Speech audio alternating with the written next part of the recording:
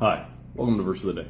My name is Brandon Hathaway, preacher at the Westside Church of Christ in Owensboro, Kentucky. I want to thank you for joining me as we open up the Bible and study the Word of God. Today we are in Exodus 34, and going to be looking at verses 29 through 35 here as Moses goes up to the mountain again and asks to see the glory of God. God covers his face with his hand and passes by. Moses is able to see just a glimpse of it. Moses does ask that he comes back in the midst of the people to forgive their sins. He kind of goes over the covenant in which he established with them, and so it's renewed. But again, about keeping the Sabbath and keeping the commandments, the feast that needs to be done. But here at the end of the chapter, it speaks about Moses coming back down from the mountain and what has happened to him. So, verse 29, when Moses came down from the mountain, Mount Sinai, with the 2 tablets of the testimony in his hands, as he came down from the mountain, Moses did not know that the skin of his face shone because he had been talking with God. Aaron and all the people of Israel saw Moses, and behold, the skin of his face shone, and they were afraid to come near him. But Moses called them, and Aaron and all the elders of the congregation returned to him, and Moses talked to them.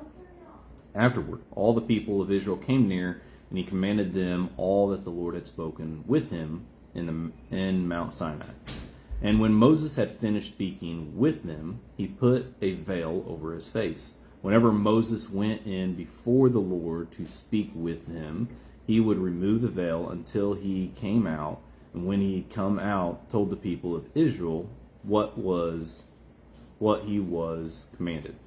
The people of Israel would see the face of Moses, and the skin of Moses' face was shining, and Moses would put the veil over his face again until he went to speak with him. So again, this speaks of how great the glory of God is, that it is. He just got a glimpse of it, that it caused his face to shine. It was changed, and to the point that it caused fear on the other people. That they may not been able to tell as Moses till he had called them to him.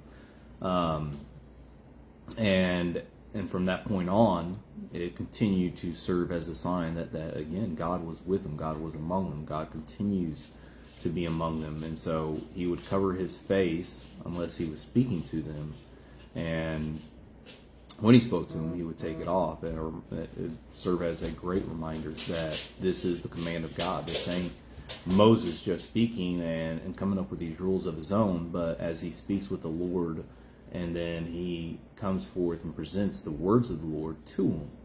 And you know, they would get, basically they're getting a glimpse of the glory of God also, because it's shining off of Moses' face, right? And so, you know, we should always show reverence to the Word of God. I know we each have our own Bible. You may use your phone, your tablet, your computer, or an actual hard copy in your hand, and we use different translations. But we should show the reverence that it deserves and understand the glory that comes from it, that God spoke these things, and they are His words. This would help them. And of course, we know Israel continues to complain and didn't completely keep them in line, but it was a remembrance to them. So, anyways, this is my thoughts for today. I want to thank you for joining me. Hope everybody has a blessed day. If all is well, I'll talk to you later.